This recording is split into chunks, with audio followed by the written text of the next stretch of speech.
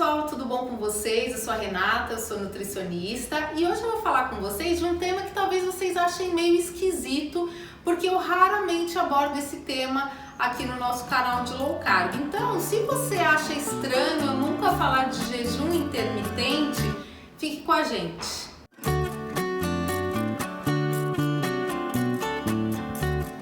Bom, pessoal, primeiro eu queria agradecer a todo mundo que segue a gente.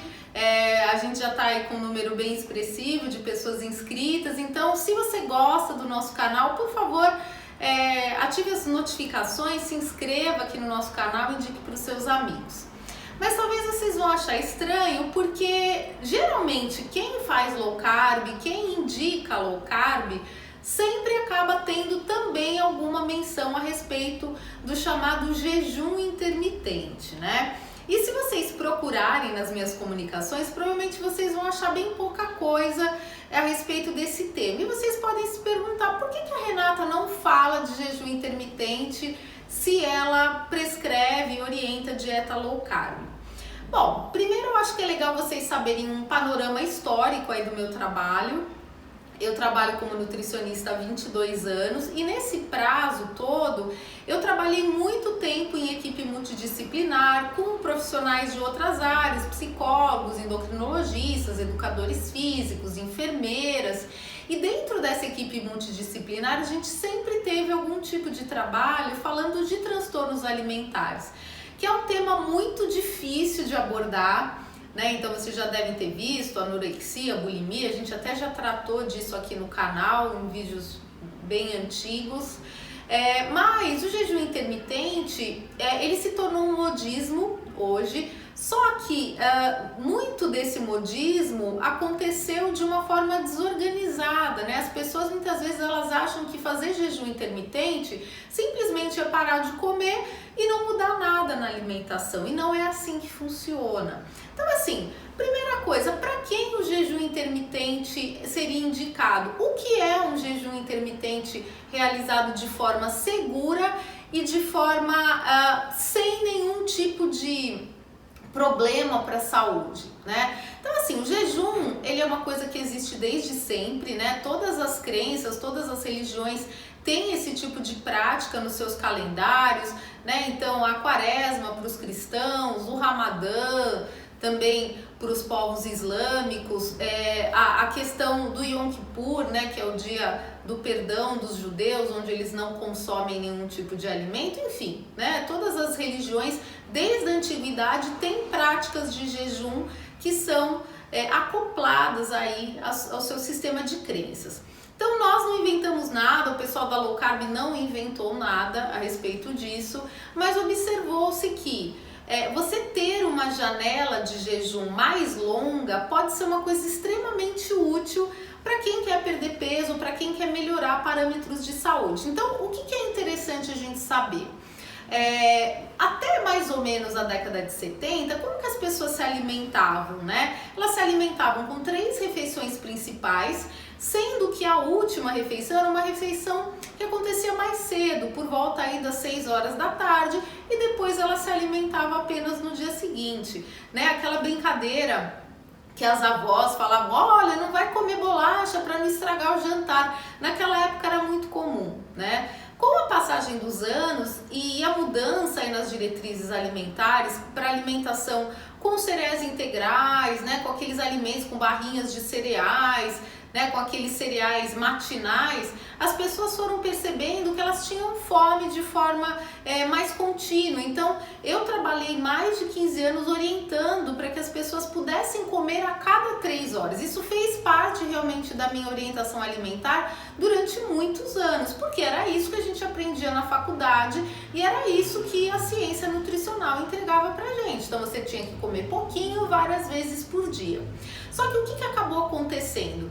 A janela de alimentação de muita gente começa às 6 horas da manhã ou até antes, né? Eu tenho muitos pacientes que levantam às 4, que fazem a primeira refeição 4:30 da manhã, aí a pessoa trabalha o dia inteiro, vai para uma faculdade à noite e a última refeição dela acaba sendo meia-noite. Ou seja, ela vai das 4 da manhã à meia-noite comendo o tempo inteiro. Então não dá tempo para sua produção de insulina ter um declínio que permita captar a gordura do seu estoque. Então existe realmente uma observação de que o aumento do número de refeições e a diminuição dessa janela de jejum, que seria o normal, o jejum noturno, ela acabou ficando muito comprimida.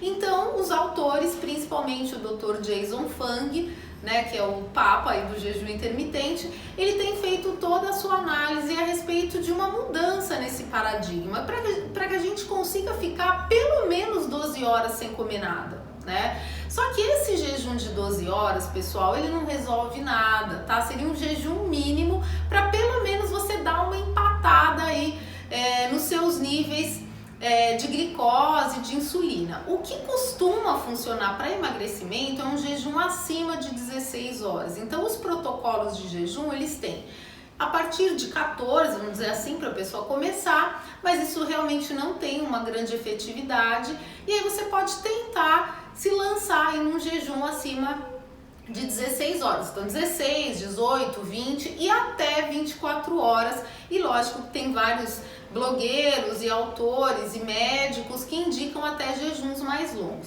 Por que eu não indico esse tipo de coisa nos meus primeiros atendimentos, pessoal? Porque assim, a primeira ideia é que o jejum ele precisaria vir de forma secundária a uma estratégia low carb, tá certo? Então assim, não dá para fazer jejum comendo pão de manhã, bolacha no meio da manhã, banana, arroz, feijão, não dá certo, tá? Porque numa alimentação onde o carboidrato é a principal fonte de energia, se você realmente ficar muitas horas sem comer, você vai passar mal, né? Então, é aquela pessoa que faz aquela dieta tradicional, que não é nem dieta, né? Ela fez uma coisa por conta própria, e aí essa pessoa ela começa, sei lá, a para de tomar café da manhã ou para de jantar, e aí ela tem dor de cabeça, náusea, mal-estar, mau humor, e ela pode ter coisas mais sérias, ela pode ter uma queda de eletrólitos, de minerais, que pode ser bem importante e pode levar essa pessoa até para uma internação. Então, pessoal, dica número 1, não faça jejum intermitente por sua conta, tá? É muito importante que você esteja sendo supervisionado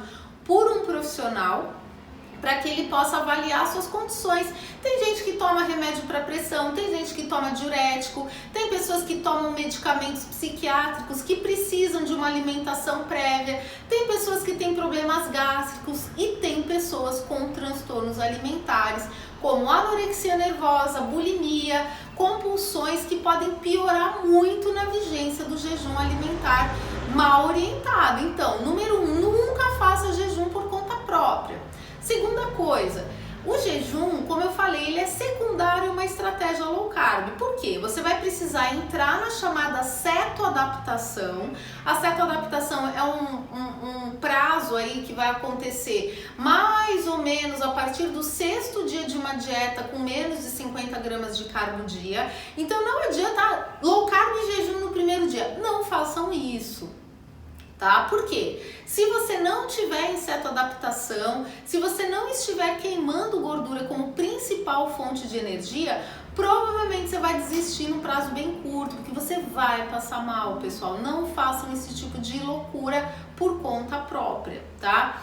E uma terceira coisa muito importante é que no meu atendimento, o jejum intermitente, ele acaba sendo uma ferramenta quando a pessoa já está num platô, quando ela já está bem adaptada, quando ela já está cumprindo a sua meta proteica e não está conseguindo mais perder peso. Então a gente pode negociar alguns protocolos de jejum de 2 a 3 vezes por semana, em horários específicos, sempre lembrando que o período de jejum ele deve coincidir ou de manhã ou à noite, para que ele possa emendar com o jejum noturno. Então não adianta muito você fazer 2 refeições, café da manhã e jantar, tá? E ficar sem almoçar, isso geralmente não tem muita efetividade, tá bom? Então é isso, pessoal. O jejum intermitente é uma ferramenta? Sim, é uma ferramenta. É uma coisa perigosa? Sim, pode ser perigoso, porque você pode ter uma queda de minerais, de eletrólitos, você pode passar mal, você pode cair na rua. E aí, só para terminar, eu queria dar uma dica de filme para vocês. No Netflix tem um documentário fazendo parte de uma série, né, chamada A Indústria da Cura, e nesse documentário você tem um especial falando sobre jejum intermitente. Lá você vai ver realmente os dois lados dessa moeda, você vai ver que realmente é uma estratégia que tem vários benefícios nutricionais, mas você vai ver que também tem um risco muito grande de você não se dar bem e ter até um desfecho muito negativo. Então, jejum intermitente, sim, é uma ferramenta, faz parte do escopo low carb, é interessante para fazer algum tipo de melhoria no seu metabolismo, mas se você é diabético, se você é hipertenso, se você não faz a estratégia low carb com supervisão, não faça isso por sua conta. Se você gostou desse vídeo, se você achou que pode ajudar alguém, dá um like para nós, inscreva-se no nosso canal e aguarde nossos próximos vídeos. Um beijão para todo mundo.